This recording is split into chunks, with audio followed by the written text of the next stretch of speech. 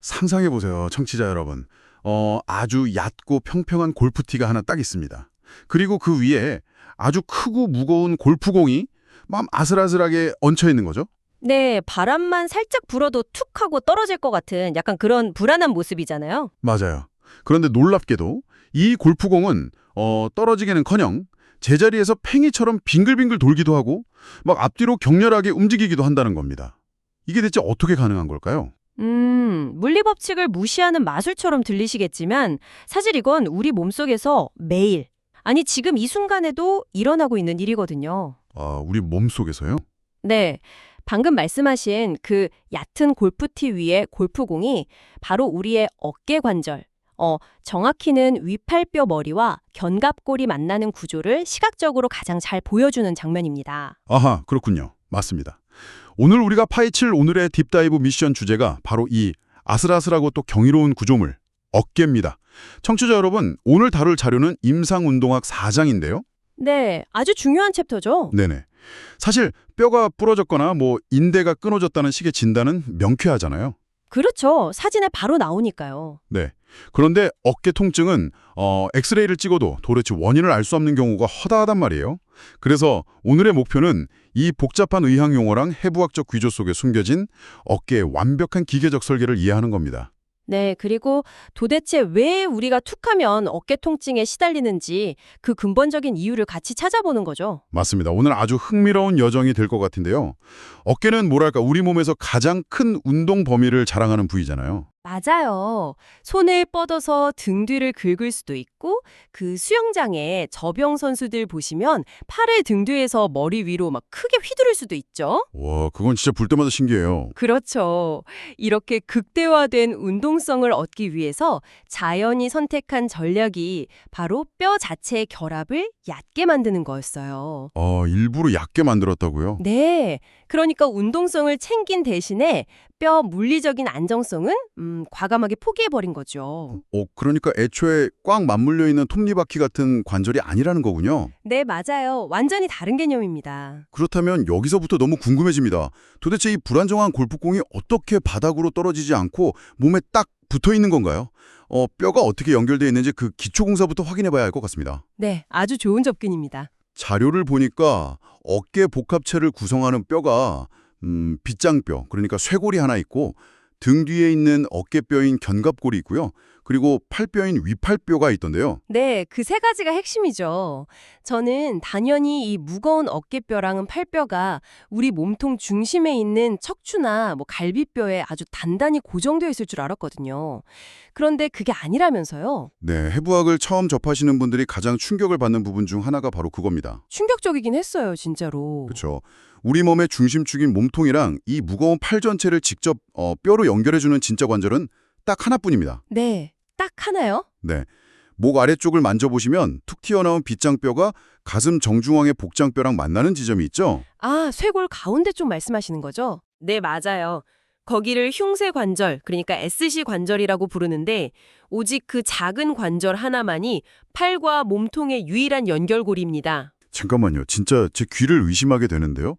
저의 이 길고 묵직한 팔이랑 그 팔을 지탱하는 엄청 널쩍한 어깨뼈 전체가 결국 이 얇은 빗장뼈 하나를 통해서 가슴 한가운데에 매달려 있다는 뜻인가요? 네, 정확합니다. 나머지 구조물들은 뼈와 뼈가 직접 만나는 게 아니라 갈비뼈 위를 그냥 떠다니는 형태라고 보시면 됩니다. 와, 이건 정말 상상도 못한 구조네요. 그렇다면 제 팔은 사실상 공중에 붕 떠 있는 거나 다름없군요. 약간 비유하자면 이런 느낌 아닌가요?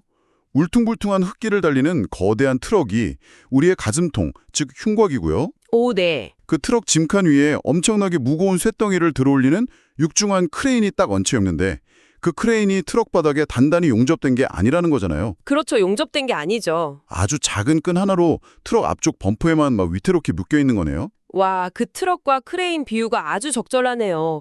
바로 그 특수한 구조 때문에 어깨의 네 가지 관절 시스템이 유기적으로 얽혀서 작동해야만 하는 겁니다. 네 가지 관절이요. 네, 방금 말씀드린 그 유일한 단 역할의 SC 관절이 있고요.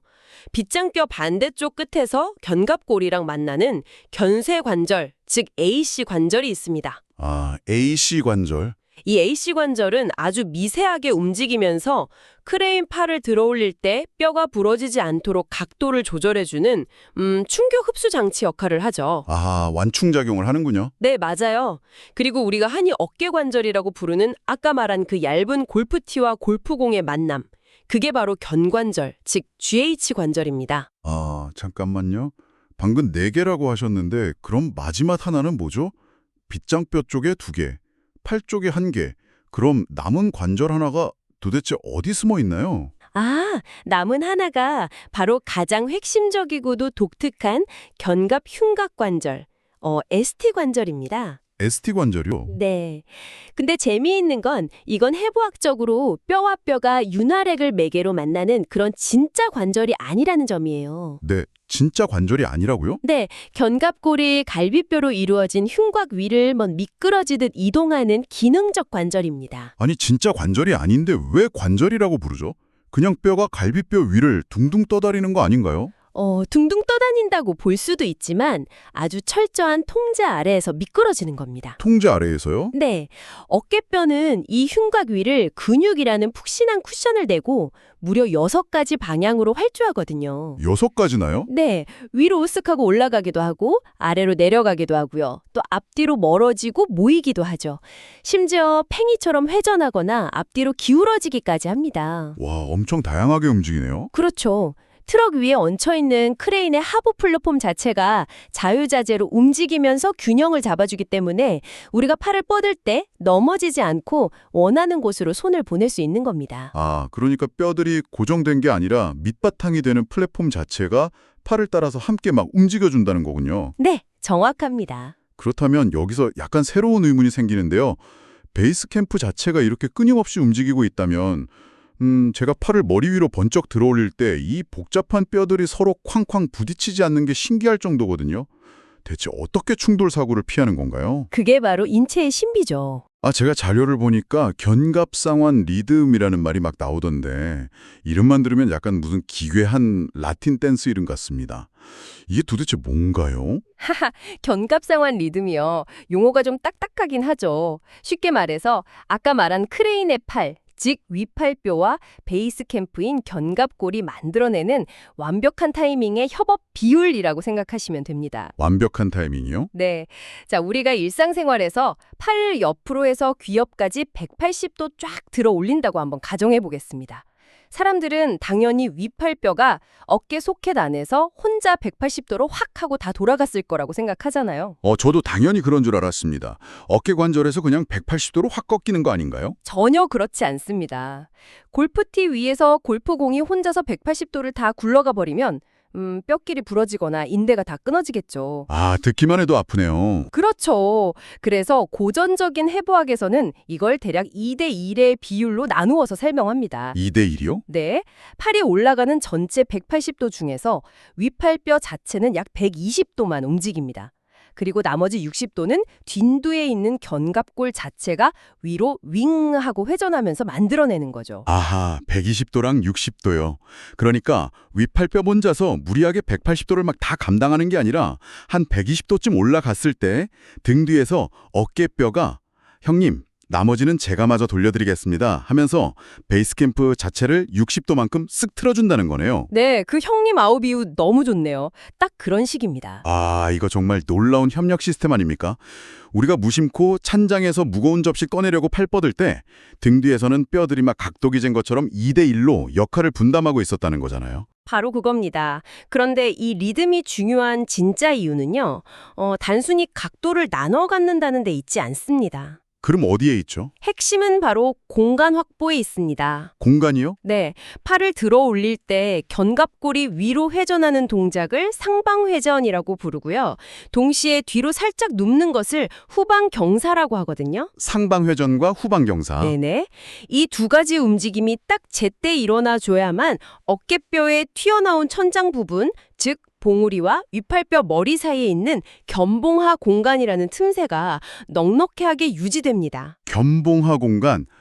그러니까 위팔뼈랑 그 위에 덮여있는 어깨뼈 천장 사이의 빈 공간을 말씀하시는 거죠? 네, 정확합니다. 만약에 그 공간이 확보되지 않으면 어떻게 되나요? 다시 말해서 등 뒤에 어깨뼈가 길을 비켜주지 않고 가만히 고집을 피우는데 제가 억지로 팔만 위로 막 180도 들어 올리라고 하면요. 와, 상상만 해도 진짜 끔찍한 일이 벌어지죠.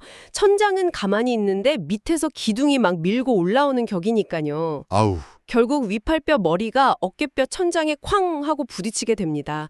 근데 진짜 문제는 그 좁은 틈새에 아주 중요한 구조물들이 지나가고 있다는 거예요. 중요한 구조물이요. 어떤 것들이 있죠? 팔을 들어 올리는 회전근개 힘줄이나 마찰을 줄여주는 점액낭 같은 것들이 그 사이에 있거든요.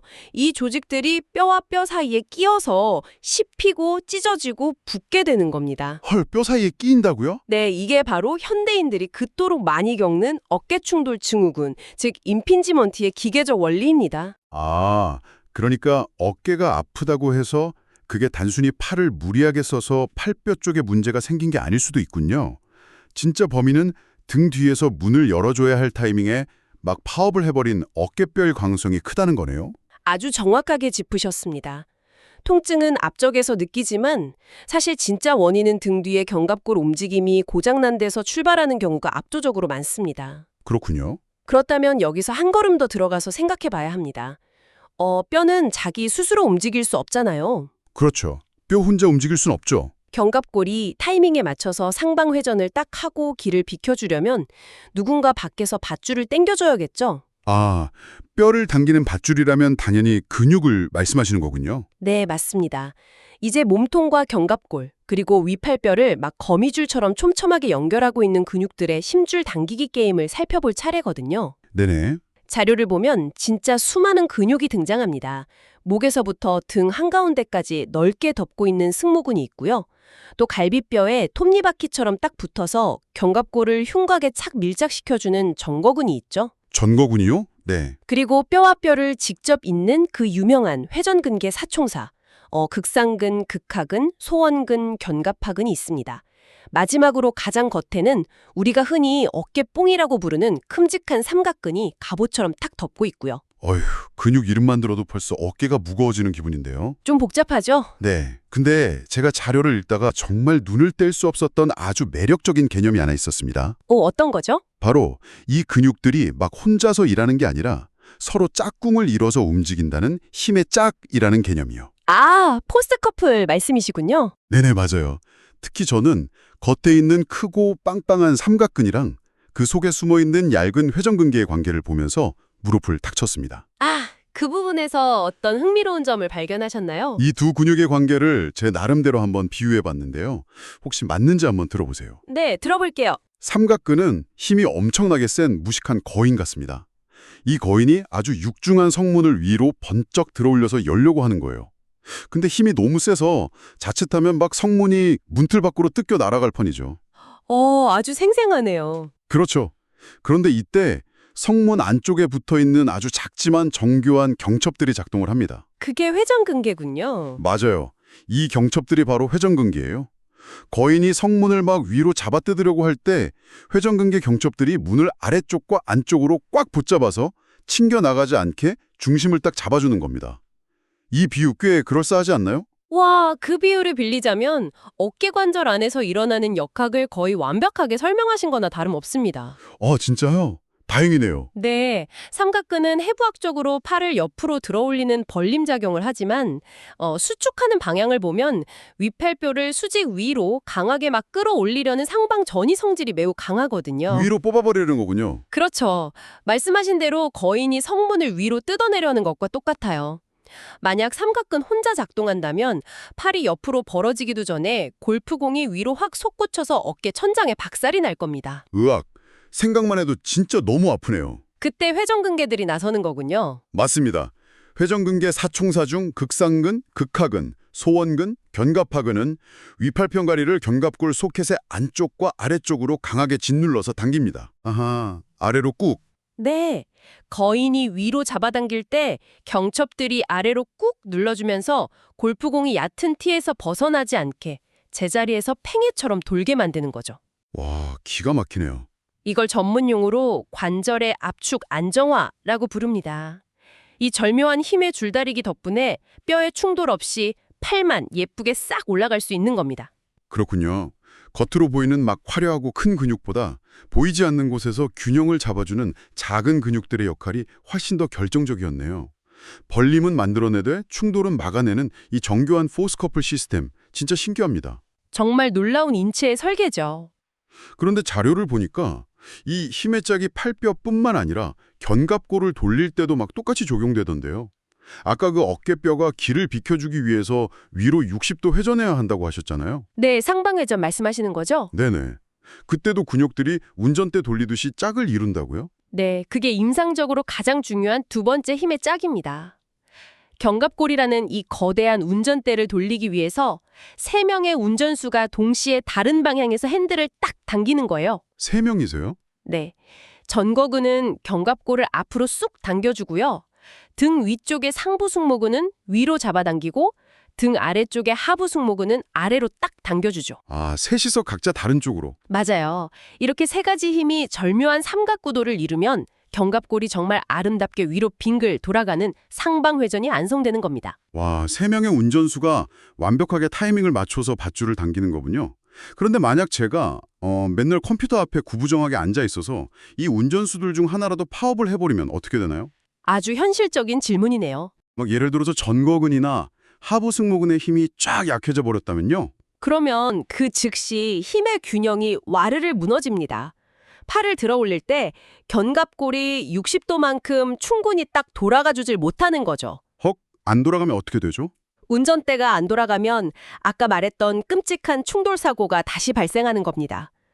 천장이 비켜주지 않으니까 위팔뼈가 회전근개 힘줄을 찧어버리게 되고 결국 지독한 어깨 통증과 염증이라는 재앙으로 확 이어지는 것이죠. 아, 이 모든 게 진짜 퍼즐처럼 딱 맞아떨어지네요.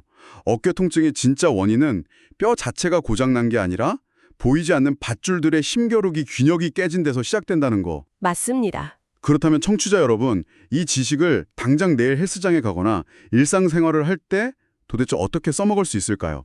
자료 마지막 부분을 보면 견갑골의 6가지 움직임을 실제 운동 동작이랑 막 매칭해 놓았던데요. 이거 정말 흥미로웠거든요. 네, 해부학을 일상과 스포츠에 적용해 보면 뼈와 근육의 움직임이 훨씬 입체적으로 다가오죠. 맞아요.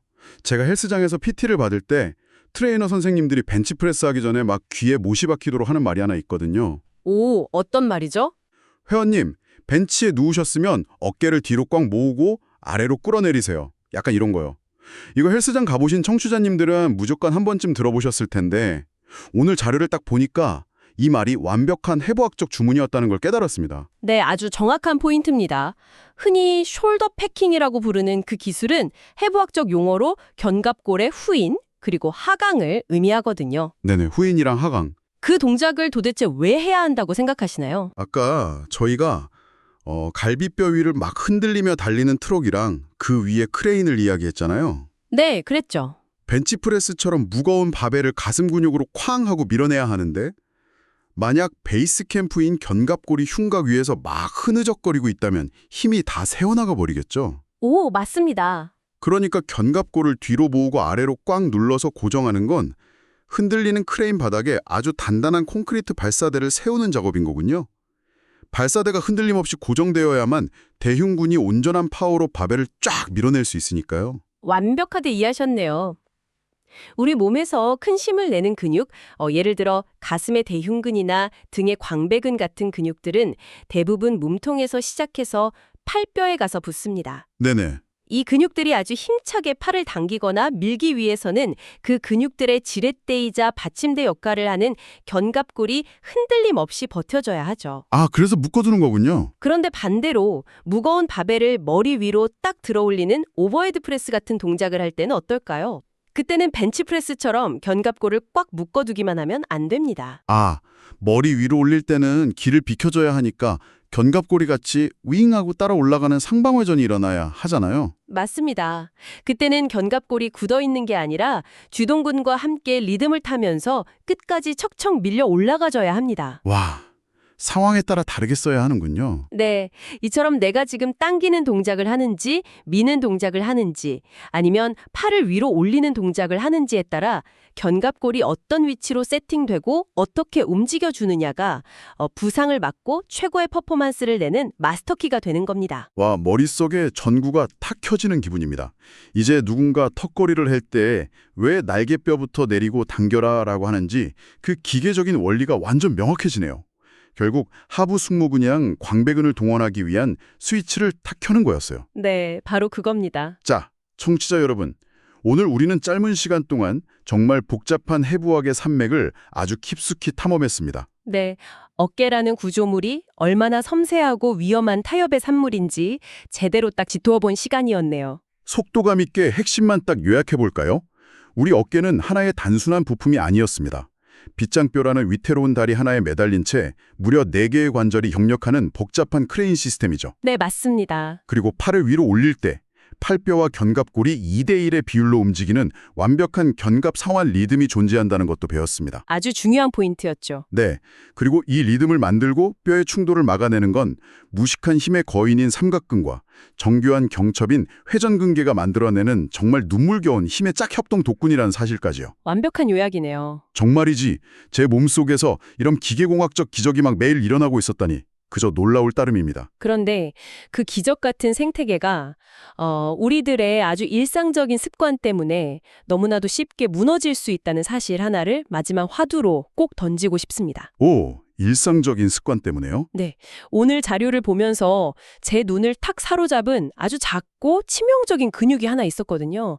가슴 앞쪽 깊숙한 곳, 그러니까 대흉근 밑에 조용히 숨어있는 작은 가슴근, 즉 소흉근이라는 녀석입니다. 소흉근이요. 이름부터가 벌써 작네요.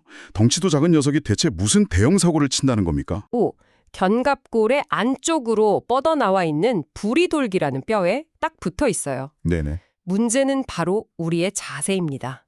청취자 여러분, 지금 혹시 스마트폰이나 모니터를 막 들여다보시느라 어깨를 앞으로 둥글게 말고 목을 거북이처럼 쭉 빼고 계시진 않나요? 아, 찔리네요. 저도 모르게. 그렇게 웅크린 자세를 오래 딱 유지하면 이 앞쪽에 있는 작은 가슴근이 아주 짧고 질기게 굳어버립니다. 아, 어깨를 둥글게 마는 라운드 숄더 자세를 말씀하시는 거군요.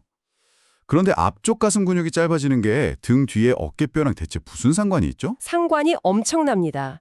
짧아진 작은 가슴근은 등 뒤에 얌전히 떠 있어야 할 견갑골을 앞쪽으로 확 엎어지듯이 끌어당겨 버리거든요. 이걸 견갑골의 전방경사라고 부릅니다. 전방경사요? 네. 아까 우리가 팔을 들어 올릴 때 뼈가 부딪히지 않으려면 견갑골이 뒤로 살짝 누워주는 후방경사가 일어나야 한다고 강조했던 거 기억하십니까? 아, 맙소사. 뒤로 딱 누워줘야 할 어깨뼈가 뻣뻣해진 작은 가슴근 때문에 그냥 앞으로 확 고꾸러져 버린다는 거군요. 바로 그겁니다. 작은 가슴근이 딱 짧아져서 견갑골이 엎어지게 되면 아까 우리가 그토록 감탄했던 우아한 어깨뼈의 상방 회전과 후방 경사의 길이 꽉 막혀버립니다. 아, 각도가 아예 안 나오는 거네요. 네. 우리는 그저 무의식적으로 화면을 막 들여다보고 있을 뿐이지만 사실 이 구부정한 자세가 수백만 년에 걸쳐 자연이 진화시켜온 어깨의 완벽한 2대1 리듬과 힘의 균형을 소리 없이 하지만 아주 철저하게 파괴하고 있는 중인 겁니다. 와, 이거 정말 뼈를 때리는, 아니 어깨뼈를 세게 때리는 무서운 통찰이네요. 저도 모르게 진짜 지금 당장 허리를 세우고 둥글게 말려있던 어깨를 뒤로 확 펴게 됩니다. 네, 지금 당장 펴셔야 합니다. 앞쪽 가슴 근육이 굳어버리면 뒷뒤에 정교한 톱니바퀴들이 다 박살난다니요. 청취자 여러분, 다음에 찬장 높은 곳에 있는 물건을 꺼내려고 무심코 딱 팔을 뻗을 때 혹은 헬스장에서 바벨을 확 밀어 올릴 때 오늘 우리가 깊게 탐구한 이 어깨뼈의 우아하고도 필사적인 회전의 예술을 꼭 한번 떠올려 보시길 바랍니다. 네, 지금 이 순간에도 여러분의 어깨 근육들은 뼈와 뼈가 부딪히지 않도록 정말 치열한 줄다리기를 하고 있으니까요. 맞습니다. 오늘 우리의 딥다이브가 청취자님들의 매일매일의 움직임에 새로운 경이로움과 작은 변화를 선물했기를 바라며 저희는 또 다른 지적 호기심을 마구 자극할 흥미로운 자료를 꽉꽉 채워들고 다시 찾아오겠습니다. 지금까지 함께해 주셔서 감사합니다.